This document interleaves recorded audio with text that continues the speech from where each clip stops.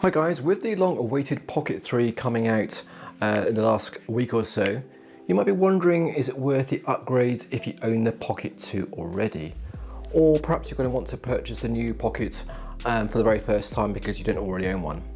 Now, just because it's out doesn't necessarily mean you should buy it. So in this video, I'm going to help you reach a pragmatic decision of whether it's right for you by asking a number of questions. Okay, I'm not going to go through the specs because they are available online. If you already have the Pocket 2, which is a great little camera with decent quality, it's not suddenly going to become a crap camera overnight. It's still a very decent, capable, discreet stabilized camera. So you really are going to need to establish if you really need the upgraded camera or whether you just want it.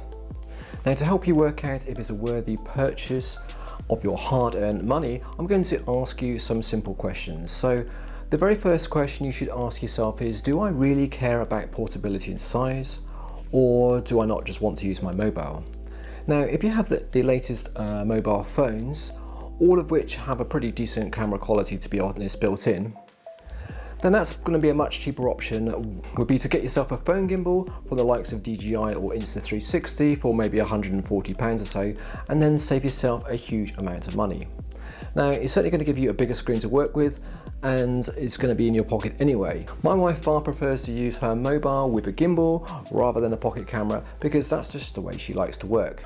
We are all completely different, so I prefer the compactness of a Pocket series, and I'm just going to stick the camera in places where perhaps I wouldn't want to stick an expensive phone. Now, assuming that you prefer the actual Pocket camera, the next question to ask yourself is, what types of videos do I like to make mostly?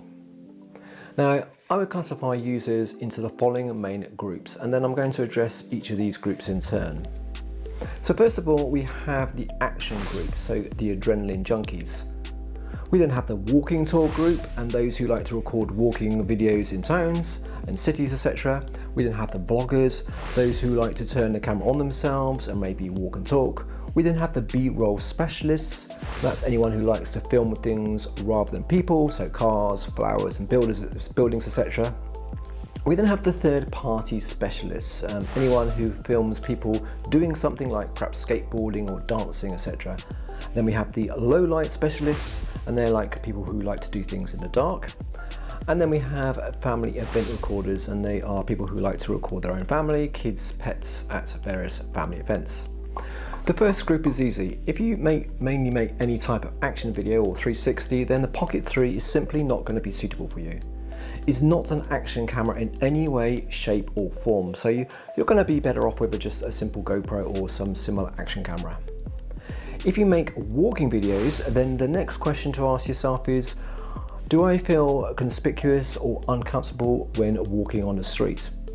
If the answer to that is yes, then I would say that the Pocket 2 is perhaps more suitable than the Pocket 3 because it's a more compact and unobtrusive than the Pocket 3.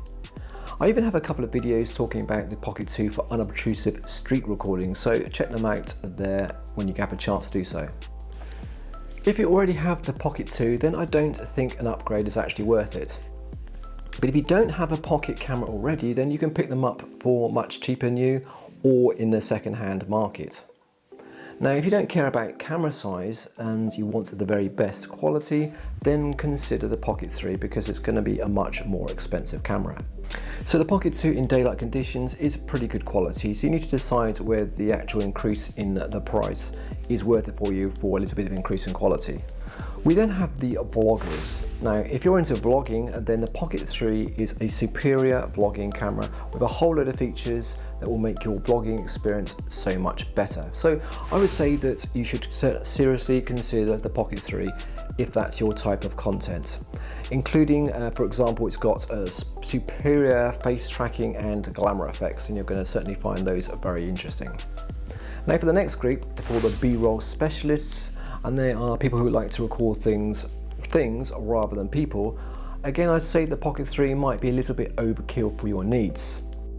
The Pocket 2 is certainly a very capable camera, and the Pocket 3 doesn't offer any killer feature upgrades for this particular group of people, other than the bigger sensor and the slightly better quality. It does have some improved dynamic tracking abilities, So if you're into AI tracking for B-roll, for example, then you might find that useful. But if you don't use those features, then I would say if you've got the money, then perhaps go for the Pocket 2 instead. But if you do have the money, then you might consider the Pocket 3. And now the third-party specialists, and they are people who like to record other people doing various activities, but not the adrenaline type of action.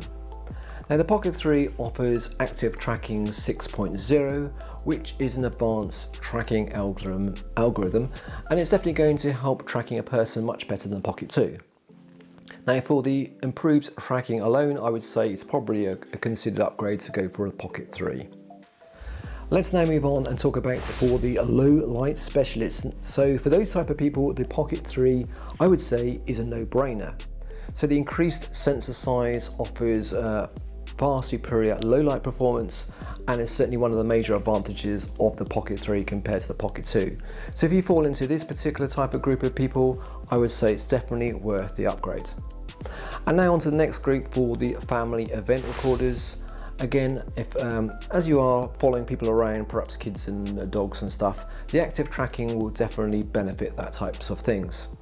Perhaps not enough to justify the extra spend. Now, I think the Pocket 2 is certainly capable enough for those types of activities. The next question I would get you to ask yourself is, if you're an existing Pocket 2 user, do you generally pair it with a mobile phone, or do you just use the screen on the actual Pocket 2? Now the Pocket 3 itself does have a much bigger screen than the Pocket 2, but definitely it's not the same as having a mobile attached. Now the Pocket 2 could actually overcome its shortfalls of a tiny screen by allowing a direct connection to a mobile. So with a small mobile, the two together was actually quite comfortable to hold, a little bit like a mini filming rig. If you popped on a microphone, it was certainly a nice setup. Now the Pocket 3 has no way at the moment of connecting directly to a mobile. You can do it actually wirelessly, but it's an extra thing to hold in your hand and drop. Even with an extension bracket, which might make it possible, it's going to be a lot more bulky. If you didn't use the mobile much, then this screen is certainly much better than the Pocket 2. Now, just before we go on, please don't forget to hit that subscribe button if you haven't done already to support the channel. It really does go a long way. So do it now before you forget. Now, another question you need to ask yourself: if you've bought accessories and filters for the Pocket 2, then do you mind buying them again? None of the accessories or the filters are going to work, unfortunately, on the Pocket 3, which, you know, to be fair, is a right pain in the butt. So be prepared to give more money to DJI for buying all the accessories again. Now this fact actually annoys me quite a bit, because I've actually spent quite a lot of money on a whole ton of accessories for the Pocket 2, which now I can't use. Now, before you rush out and buy the camera, so ask yourself these questions. The first question is, when would you actually use the camera? In what situation? And how often exactly? Every day? Every week? Maybe just once or twice a year? If it's very often, then and you can think of several situations, then I would say definitely go for the Pocket 3. But if you're actually struggling to think of anything, or you're not really sure how many times you'd actually use it, then perhaps you can think of a different solution. There's no point in the camera sitting in the cupboard unused. Now, I'm actually myself quite guilty of buying things and then just throwing them into the cupboard, collecting dust, so I'm certainly no saint in this regard. Now let's go over a summary of the main points in this video. The Pocket 3's main purpose is a high quality compact vlogging camera. Its secondary purpose is for doing stabilized shots of people in various situations, making use of the tracking feature. Now this was actually the same as the Pocket 2, so no change to its main purpose. I would say it's much less compact than the Pocket 2, certainly less discreet, but it does offer instead higher quality images, better low light capabilities and advanced tracking. Now, as mobile phones are getting better and better, these are direct competitors to the Pocket series. Again, obviously the Pocket 3 is much more lightweight, more compact than a mobile phone, but it's actually pretty expensive compared to that setup. So you really have to decide whether the smaller, lighter package is more important to you than a decent mobile phone and a gimbal setup. Now, if you're a vlogger, then the Pocket 3 is certainly a serious option, and it offers a lot more features and high quality. But if you're not into vlogging, then I would say it's a little bit of a question mark if the Pocket 3 can really offer a viable solution. Now, of course, each of us are different and each of us have different needs and different interests. So I just really wanted to give you some pragmatic questions to ask yourself to help decide if the Pocket 3 is worthy of your money just before you just rush out and buy it. It's certainly too easy to get overexcited, make a bit of a rush decision, buy for a purchase and then kind of wonder why you did. Anyway, I hope this video has made you kind of question your impulse to buy the camera as good as it is. So just stop, take a breather and ask yourself these questions. Of course, please don't forget to subscribe to the channel to help support it going forward. Once again, take care and I shall see you soon.